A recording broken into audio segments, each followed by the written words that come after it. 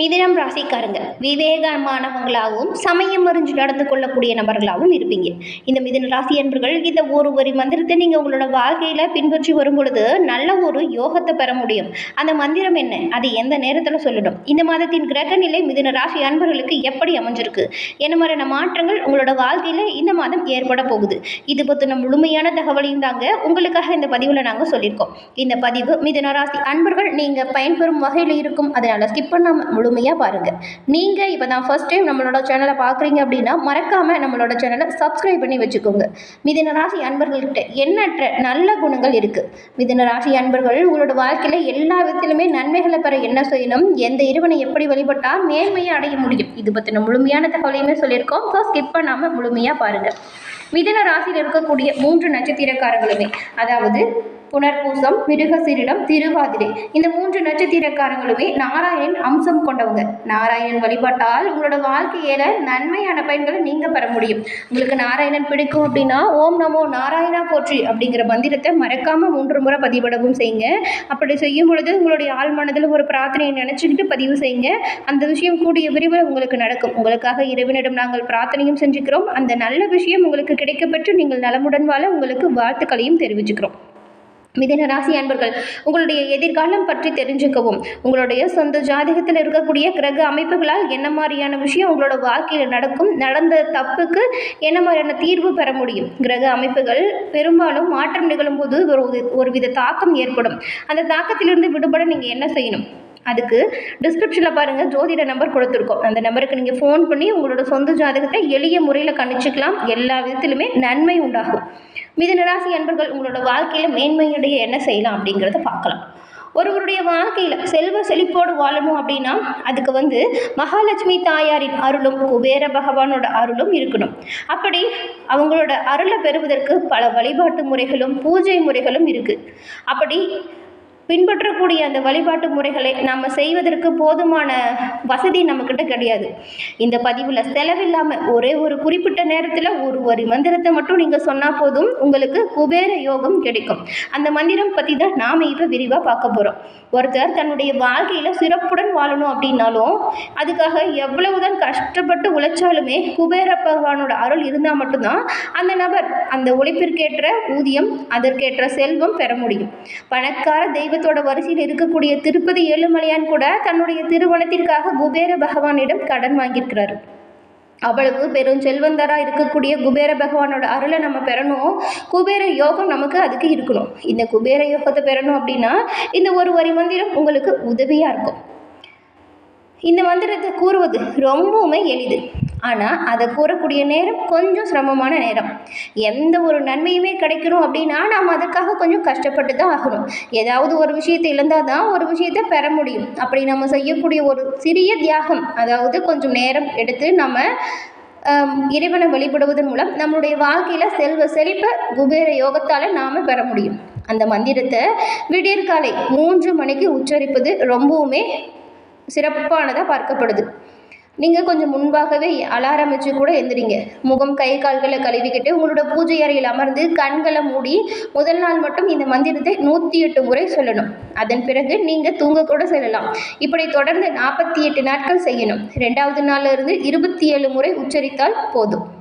இந்த மந்திரத்தை உச்சரிக்கும் பொழுது எந்த ஒரு சத்தமும் இருக்கக்கூடாது, மனதில் அமைதி இருக்கணும். நீங்கள் தொடர்ச்சியாக 48 நாட்கள் இப்படி செஞ்சு வந்தீங்கன்னா இந்த நேரத்தில் ரொம்பவுமே சிறப்பான யோகம் உங்களுக்கு கிடைக்கும். இந்த மந்திர வழிபாடு உங்களோட வாழ்க்கையில் விரைவிலேயே நிறைய அதிர்ஷ்டத்தை கொடுக்கும். குபேரரின் பரிபூரண அருளையுமே பெற்றுக் கொடுக்கும். நீங்கள் தொட்டது துலங்கும் வெற்றிகள் அனைத்தும் உங்களை வந்து சேரும். அது என்ன மந்திரம் அப்படின்னு பார்த்தா, ஓம் கிரீம் ஓம் குபேராய நமக, ஓம் கிரீம் ஓம் குபேராய நமக, ஓம் கிரீம் ஓம் குபேராய நமக. இந்த மந்திரத்தை நீங்கள் தொடர்ந்து 48 நாட்கள் மிதுன ராசி அன்பர்கள் உச்சரித்து வரும் பொழுது உங்களோட வாழ்க்கையில் நீங்கள் குபேரர் யோகத்தை பெற முடியும். குபேர பகவானோட பரிபூர்ண அருளும் கிடைக்க பெற்று எல்லா விதத்திலுமே முன்னேற்றம் அடையக்கூடிய யோகத்தை நீங்கள் பெற முடியும். குபேர பகவானின் அம்சம் இருந்தால் நீங்கள் தொடங்குற ஒவ்வொரு விஷயத்திலுமே நன்மை உண்டாகும், நல்லது நடக்கும். மிதுன ராசி அன்பர்கள் இந்த மந்திரத்தை தொடர்ந்து 48 நாட்கள் உச்சரித்து உங்களோட வாழ்க்கையில் நன்மைகளை அடைய குபேர பகவானிடம் உங்களுக்காக நாங்கள் பிரார்த்தனையும் செஞ்சுக்கிறோம். இப்போ இந்த மாதத்தின் கிரக நிலை எப்படி இருக்கு, இதன் மூலம் என்ன மாற்றம் வரும்? இந்த மிதுன ராசியில் இருக்கக்கூடிய மிருகசீரிடம், திருவாதிரை, புனர்பூசம் 3 நட்சத்திரக்காரங்களுக்கும் உண்டாகி இருக்கக்கூடிய அமைப்புகள் என்ன அப்படிங்கிறத பார்க்கலாம்.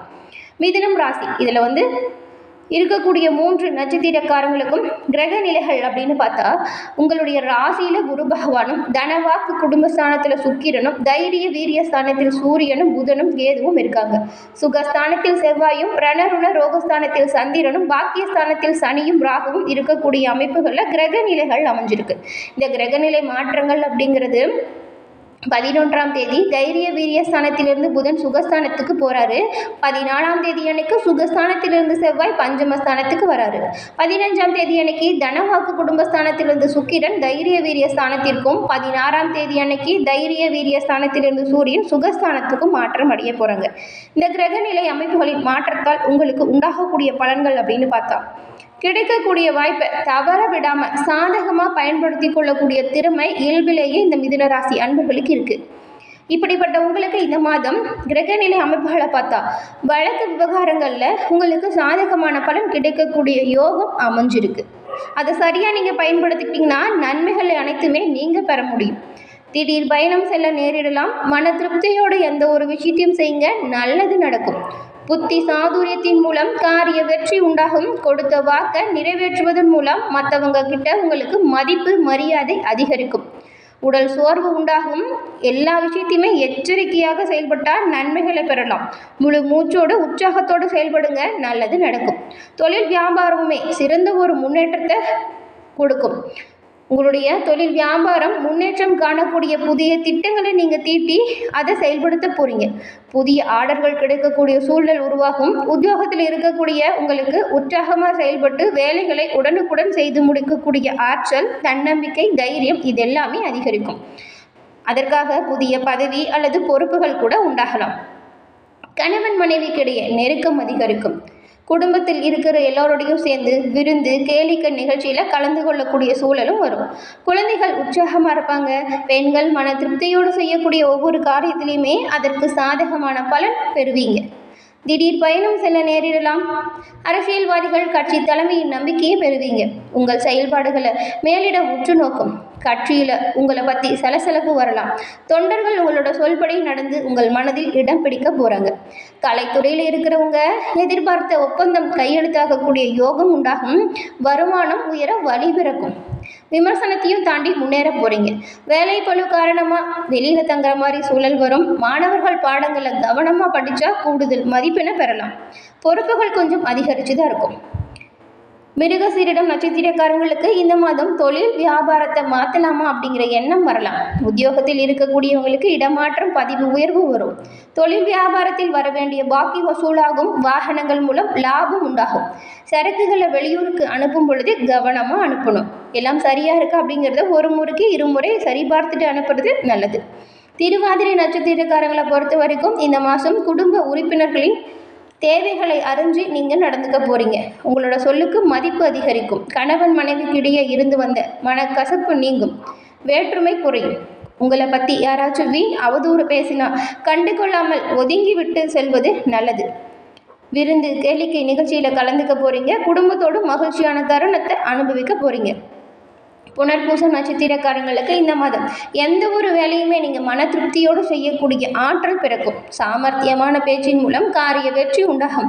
பணம் வரத்து அதிகரிக்கும். கடுமையான முயற்சிகளை மேற்கொள்றதை மட்டும் குறைச்சிக்கோங்க, நல்லது. வீண் வாக்குவாதங்களை தவிர்த்தா ரொம்பவும் நல்லது. எதிர்பாராத செலவு வரலாம். செலவு விஷயத்தில் மட்டும் கொஞ்சம் கண்ணும் கருத்துமா நீங்கள் செயல்பட்டால் நன்மைகளை பெறலாம். இந்த மாதம் ஏற்படக்கூடிய பிரச்சனைகள் தீர பெருமாளை புதன்கிழமையில் அர்ச்சனை செய்து வழிபட்டு வருவதன் மூலம் உங்களுக்கு ஏற்படக்கூடிய அனைத்து வித தடைகளும் நீங்கும். குடும்பத்தில் சுபிட்சமான நிலை உருவாகும். குபேர பகவானின் பரிபூரணமான ஒரு அருளும் கிடைக்கப்பெற்று நலமுடன் வாழ குபேர மந்திரத்தை தொடர்ந்து 48 நாட்கள் உச்சரித்து வந்தால் உங்களோட வாழ்க்கையில் நல்ல ஒரு திருப்பம் ஏற்படுவதை நீங்கள் கண்கூட காண முடியும். இறைவனின் அருளால் எல்லாமே உங்களுக்கு நல்லதாக நடக்கும்.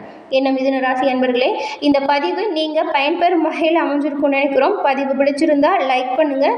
உங்கள் குடும்ப உறுப்பினர்கள் மற்றும் உங்கள் நண்பர்கள் மிதுன ராசியாக இருந்தால் அவங்களுக்குமே இந்த பதிவை ஷேர் பண்ணுங்கள், பார்த்து பயன்பெறட்டும். நீங்கள் இப்போ தான் ஃபர்ஸ்ட் டைம் நம்மளோட சேனலை பார்க்குறீங்க அப்படின்னா மறக்காமல் நம்மளோட சேனலை சப்ஸ்கிரைப் பண்ணி வச்சு கூட வருது இல்லையா பெல் ஐக்கான், அதை கிளிக் பண்ணி வச்சுக்கோங்க. அப்போ தான் நாங்கள் போடுற பதிவுகள் ஒவ்வொன்றுமே நோட்டிஃபிகேஷன் மூலம் உங்களை வந்தடையும் அப்படிங்கிறத தெரிவிச்சுக்கிறோம். தொடர்ந்து பார்த்தமைக்கு நன்றி நேயர்களே. நன்றி, வணக்கம்.